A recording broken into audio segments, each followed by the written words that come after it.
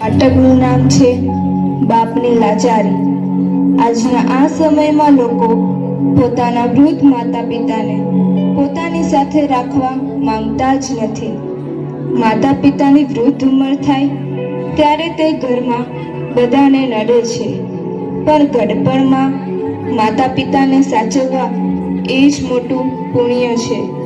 આજે લોકો સારા દેખાવા માટે મોટા મોટા દાન કરે છે, પણ તેમના ઘરે જઈને જોઈએ તો ખબર પડે કે તેમના માતા પિતા વૃદ્ધાશ્રમમાં હોય છે. તો શું એમને એ દાનનું પુણ્ય મળશે ખરી? પણ આપણા માતા પિતાને ગડપણમાં સાચવશું એ જ મોટામાં મોટું દાન છે, પુણ્ય છે. તો ચાલો આજે જોઈએ આ નાટક દ્વારા.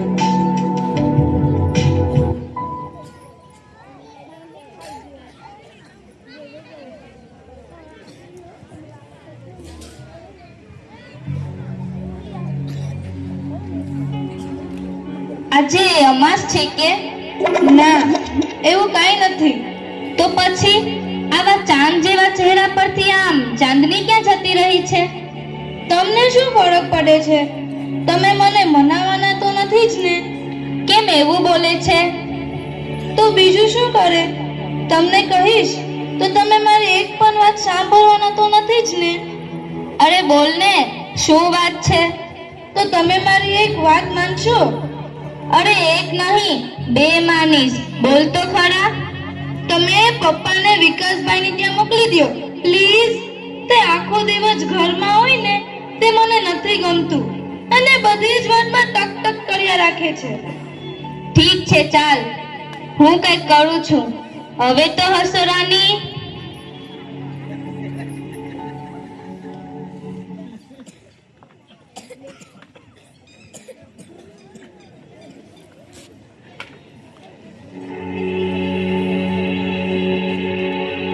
શું વાત છે બાપુજી? રોહિત બેટા, બહાર જાય ત્યારે મારા માટે એક જોડી કપડાં લઈ જને. કેમ, તમારી પાસે કપડાં નથી? હમણાં તો લીધા હતા.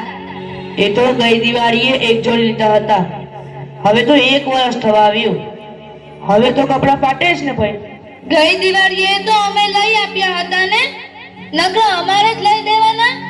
તમારા નાના દીકરાને કયો. પણ એ બિચારાની ઘરની પરિસ્થિતિ બહુ સારી નથી. એ માંડ માંડ પોતાના ઘરનું પૂરું કરે છે, એટલે એને કહેતા મારી જીભ ઉપડતી નથી. તો અમે ક્યાં મોટા મિલના માલિક હતા, અને આપ્યું તો એમને પણ છે ને. તો પછી અમારામાં જીવ શું નાખો છો? રહેવા દો, તમે ખીજાશો નહીં, હું ચલાવી લઈશ. આ ડોસો આપણે એક ઉપર જ પડ્યો છે. કહેતા હોય તો તમારા ભાઈ વિકાસિયા પાસે જઈ, એનોય બાપ તો છે ને, એને કઈ ખર્ચો તો કરવો નથી.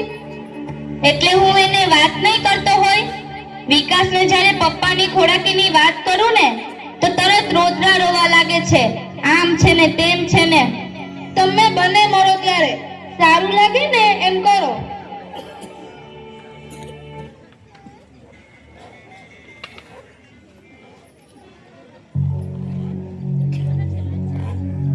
વિકાસ બેટા, મને એક જોડી કપડાં લાવી દે ને. સોરી બાપુજી, મારી પાસે અત્યારે સગવડ નથી. તમે પેલા મોટાને કહો ને. હું પણ પેલા ગયા વર્ષના જૂના કપડાં પહેરું છું. મેં પોતે નવા કપડાં નથી લીધા. મોટું કે નાના પાસે જાઓ, અને નાનું કે મોટા પાસે. અરે હું કઈ ભિખારી છું કે મારે આવી હોશિયારી કરવાની? હું ભિખારી નથી, તમારો બાપ છું, બાપ. સમજ્યા? રારો નહીં પાડવાની. આ ઘર છે, ધર્મશાળા નહીં. રારો પાડવી હોય તો અહીંયા નહીં આવવાનું. આ શું બોલો છો તમે? એટલું તો વિચારો કે તમારા બાપુજી છે. તું બેઠે છાની માની દોડડાઈ થાય વગર. એટલી બધી દયા આવતી હોય તો તું જ લે દેમને નવા કપડાં. ખોટું ના લગાડશો બાપુજી, પણ ગડપણમાં લોકોની હાલત એવી જ હોય છે. પહેરેલા કપડાં પણ તેમના સગા નથી થતા. આટલી બધી હોશિયારી મેં મારી જિંદગીમાં ક્યારેય નથી જોઈ. બે દીકરાઓનો બાપ હોવા છતાં હું આજે લાચાર થઈ ગયો બેટા. હું આજે લાચાર થઈ ગયો. ચિંતા ન કરો બાપુજી, હું છું ને તમારી દીકરી. આજથી તમે એવું ના સમજતા કે હું તમારા દીકરાની વહુ છું. આજથી તમે એવું જ માનજો કે હું તમારી દીકરી જ છું. હું લઈ દઈશ તમને કપડાં. નહીં બેટા, રહેવા દે. હું ચલાવી લઈશ.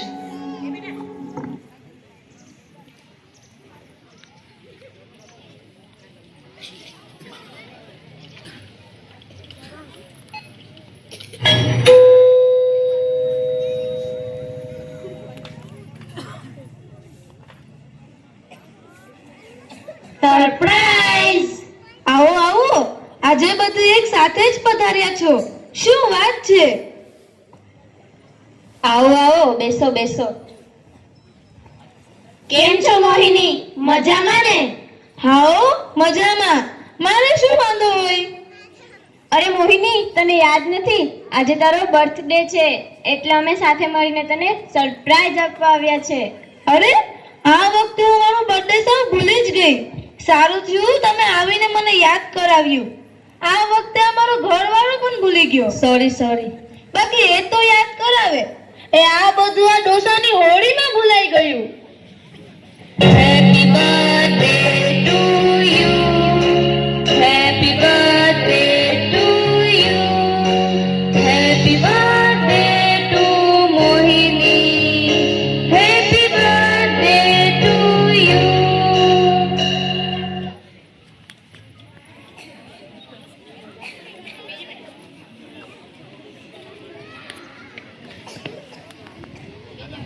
અરે મોહિની, આ તારા સસરા છે? હા, અમારો સસરો છે. અરે તું એમને પણ તો કેક ખવડાવ. કોને? આમને? અરે એમને શું ખવડાવવાનું? એ કઈ કમાવા તો જતા નથી અને આખો દિવસ ઘરમાં પડ્યા રહે છે. સાવ નવડી બજાર છે. અરે મોહિની, એ તારા સસરા છે અને તું એમના વિશે એવું બોલે છે? મારા તો કિસ્મતમાં જ નથી એવા સાસુ સસરાનો પ્રેમ. મારા બાળકો પણ પૂછે, એ મમ્મી, આપણા દાદા દાદીનો ફોટો છે? કારણ કે તેમણે એને જોયા જ નથી એટલે પૂછે. અને તારે છે તો તું એની કદર નથી કરતી કે તું એને સાચવતી નથી? હા, તો તું એક કામ કર, આમને તારી ઘરે લઈ જા અને સાચવજે. શિખામણ આપવાની રહેવા દે. અરે આ તો હું તને અમારી બહેનના નાતે સમજાવતી હતી, પછી તો તારી મરજી. હા ચાલ, હવે વધારે ડાયી થામાં અને નાસ્તો કર.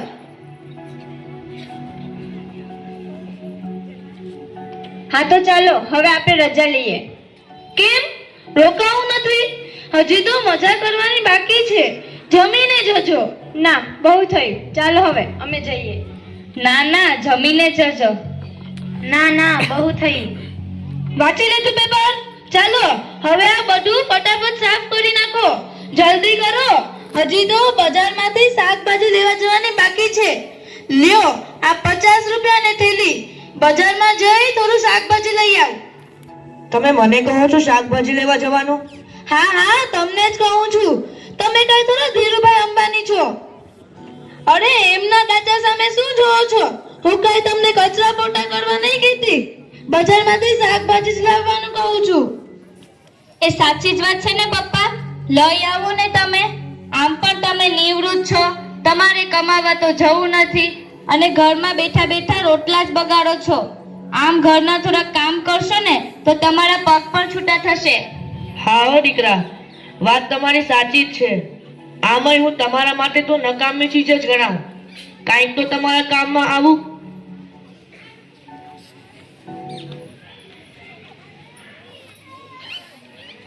ચાલો, શાકભાજી આવી ગયું. શાકભાજી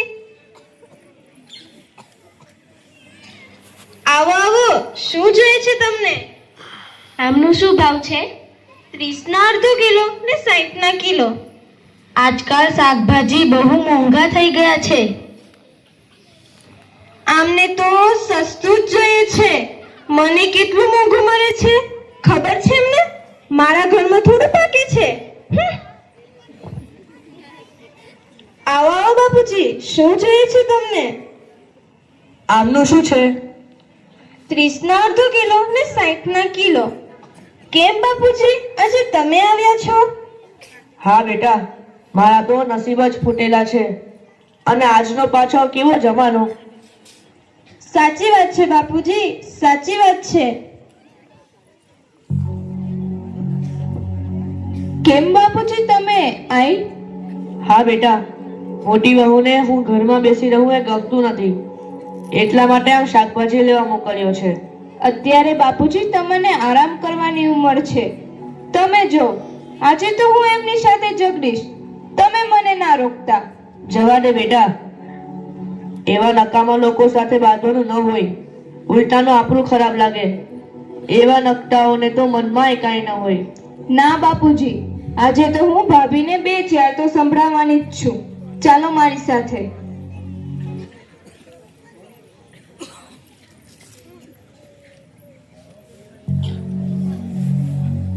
ભાભી, આ તમે શું કરો છો? આ ઉંમરે બાપુજીને શાક લેવા મોકલો છો? અરે આ ઉંમર તો બાપુજીને આરામ કરવાની ઉંમર છે. આમાંય બાપુજી અહીંયા બેસીને તો માખીઓ જ મારા કરે છે ને. કઈ કામ તો કરી લેતા નથી ને. એકાદ કામ કરી લીધું એમાં થઈ શું ગયું? એમણે એમની જિંદગીમાં ઘણું કર્યું છે, જાત તોડી નાખી છે. હવે તો તેમને શાંતિથી બેસવા દ્યો. મારા ઘરમાં તારે દોડદાઈ થવાની જરૂર નથી, સમજી? અમારા ઘરમાં અમારે શું કરવું એ અમારે બંનેને નક્કી કરવાનું છે, તારે નહીં. કેમ નહીં જોવાનું? એ કાંઈ પારકા નથી. જેમ તમારા સસરા છે એમ મારા પણ સસરા છે. ઓહો, તારા સસરા છે તો જા લઈ જા ઘરે અને કરજે સેવા. જા લઈ જા. હા તો લઈ જઈશ. મારે આમ પણ તમને કાંઈ પૂછવાની જરૂર નથી. ચાલો બાપુજી. નહીં બેટા, મને મારા હાલ પર છોડી દે. હું ત્યાં રોકાઈશ કે અહીંયા રોકાઈશ, મારે તો બંને બાજુ લોહી ઉકાળ જ છે. બાપુજી, હું તમારી સેવા કરીશ. મારા સગા બાપની જેમ તમને સાચવીશ. હા બેટા, જાણું છું તું મને તારો સગો બાપ જ સમજેશ. આ બંને છોકરાઓ તો મને કચરાની જેમ કાઢી નાખે છે. મારે તમારી એક પણ વાત નથી સાંભળવી. ચાલો મારી સાથે. હાસ, હવે તો ઝંઝટ ગઈ.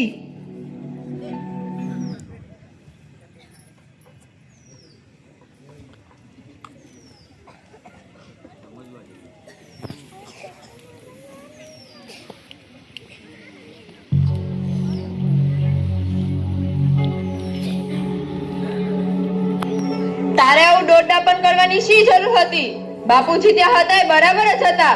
પણ તેમને લાવ્યા એમાં ખોટું શું કર્યું? એ તમારા બાપુજી છે. આ તમે બંને એના પ્રત્યે આવો અત્યાચાર કેમ કરો છો? શું નડે છે તમને? મને બાપુજી કઈ નથી નડતા, પણ બાપુજીને આપણે અહીંયા રાખશું ને તો પેલો મોટો આપણને ખાધા ખોરાકીનો 1 પણ રૂપિયો નહીં આપે. આપણે જ બધી ખર્ચ કરવા પડશે. આ તમે બંને એમના દીકરાઓ છો કે શું? કઈ ખબર નથી પડતી.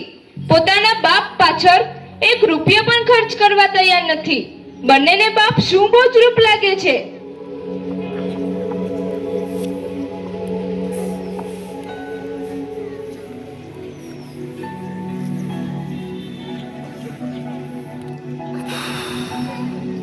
હે મારા ભગવાન, ના તો નાનો દીકરો રાખવા માંગે છે, ના તો મોટો દીકરો. હવે તું જ કઈ રસ્તો બતાવ મારા ભગવાન, હવે તું જ કઈ રસ્તો બતાવ.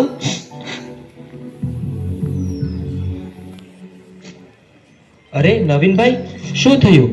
તમારા બે છોકરા હોવા છતાં તમારે વૃદ્ધાશ્રમમાં આવું છે? જવા દો વિજયભાઈ, પણ બંનેમાંથી એકેય છોકરો મને રાખવા તૈયાર નથી. આજનો જમાનો જેવો છે કે છોકરાઓને મા બાપ સાથે રહેવાનું ગમતું નથી. સાચી વાત છે તમારી વિજયભાઈ, આજનો જમાનો બહુ બદલાઈ ગયો છે. આજનો જમાનો બદલાઈ નથી ગયો, આજનો જમાનો બહુ ખરાબ થઈ ગયો છે. ઠીક છે, હવે તો જેવી ભગવાનની મરજી. નવીનભાઈ, સમય અને સંજોગ માણસને એવી પરિસ્થિતિમાં લાવી ઊભા કરી દે છે કે ખરેખર કઈ સમજાતું નથી. સાચી વાત છે તમારી વિજયભાઈ, સાચી વાત છે. રોમાં નવીનભાઈ, રોમાં. અંદર ચાલો.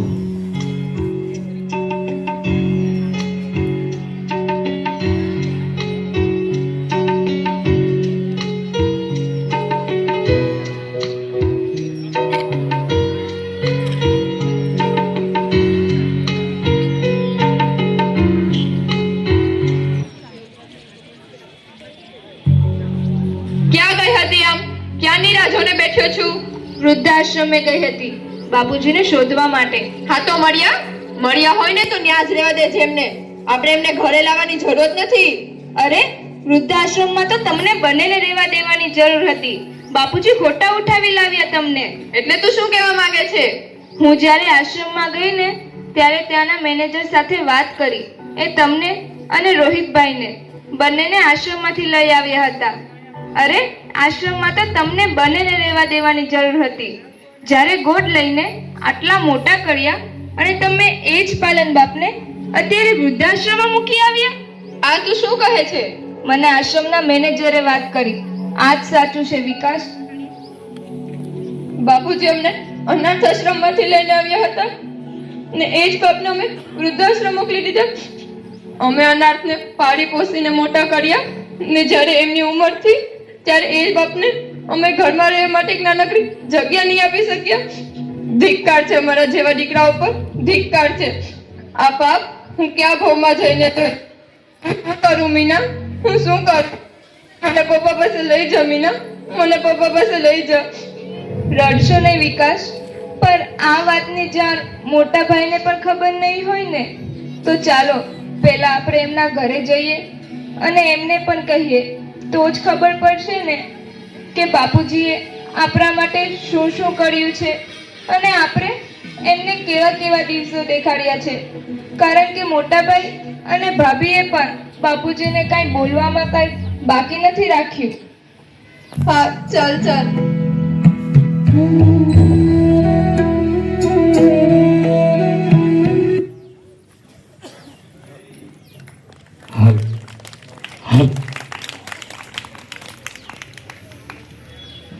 આ નાટક પરથી આપણને બોધ મળે છે કે આપણે આપણા માતા પિતાને વૃદ્ધાશ્રમમાં કે ગમે ત્યાં મોકલવા જોઈએ નહીં. આપણે આપણા માતા પિતાની સેવા કરવી જોઈએ.